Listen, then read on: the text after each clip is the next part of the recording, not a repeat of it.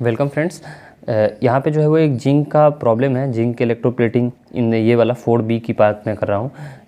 In bath of zinc electroplating industry has the raw effluent concentration of 10 milligram per litre at what level pH must be set so that in effluent जेडन concentration must not exceed 0.01 milligram per litre. और KSP की value दी गई हुई है और हमें जो है वो पूछा गया हुआ है कि क्या pH होनी चाहिए। ओके, सो देखो ये प्रॉब्लम जो है वो ईजी है और मीन्स ये तो कंपैरेटिवली इजी एक प्रॉब्लम है। मैंने आपको जो है वो एक समझाया हुआ है, वो प्रॉब्लम बहुत हार्ड था। इसमें तो ये वाला एक मैंने प्रॉब्लम बताया हुआ था, इसमें तो पूरा कॉम्प्लेक्स फॉर्मेशन लेकर जो है वो सॉल्व करना था। लेकिन ये वाली प्रॉब्लम में जो है वो सिर्फ सिंगल स्टेप रिएक्शन को जो है वो हमें कंसिडर करना पड़ेगा और ये प्रॉब्लम सॉल्व हो जाएगी।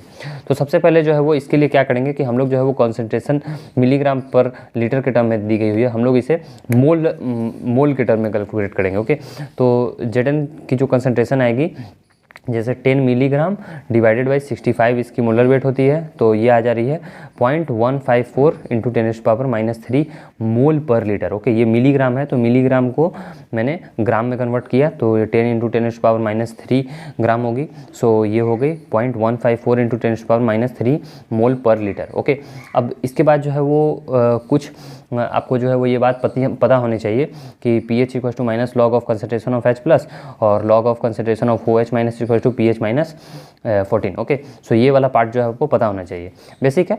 और टोटल Zn जो है वो हम लोग एक्सप्रेस करेंगे pH के टर्म में और वहीं से हमें इक्वेशन मिलेगी और उसी इक्वेशन को हम लोग सॉल्व कर देंगे तो हमारा आंसर निकल के आ जाएगा। ओके, सो हमारा प्राइम इक्वेशन होगा ZnOH होल 2 जो है वो इक्विलिब्रियम में है Zn+2 और +2 टाइम्स ऑफ OH माइनस में।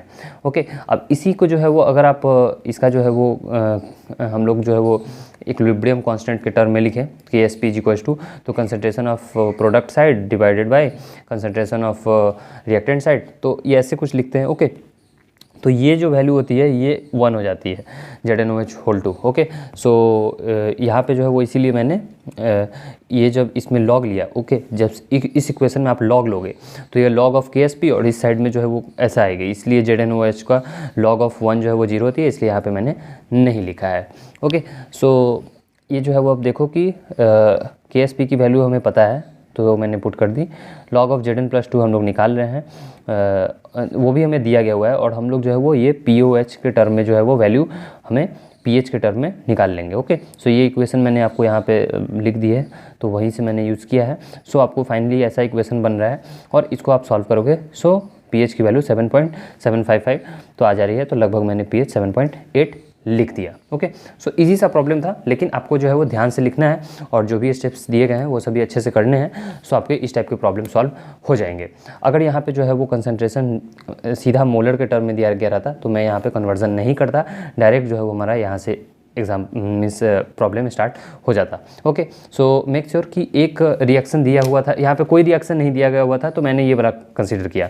अगर जो है वो इसमें मल्टीपल रिएक्शन दिए जाते प्रॉब्लम में तो मुझे जो है वो ये एक प्रॉब्लम मैंने किया हुआ है, आप चाहे तो उसे देख सकते हैं। ओके, तो इसमें देखो कि आप जो है वो मुझे 4 रिएक्शंस दिए गए थे तो उन चारों रिएक्शंस को बेसिकली 5 है, पाँचों रिएक्शंस को मैंने कंसिडर किया था और उसको पाँचों रिएक्शंस को कंसिडर करके कैसे सॉल्व करना है वो भी मैंने आपको बताया हुआ था। तो उस केस में जो है वो pH 6.95 आ रही थी, यहाँ पे मैंने सिर्फ एक ही जो है वो इक्वेशन को कंसिडर किया तो वहाँ से pH जो है वो 7.8 आ रही है। Okay, so thanks for watching the video and have a good day.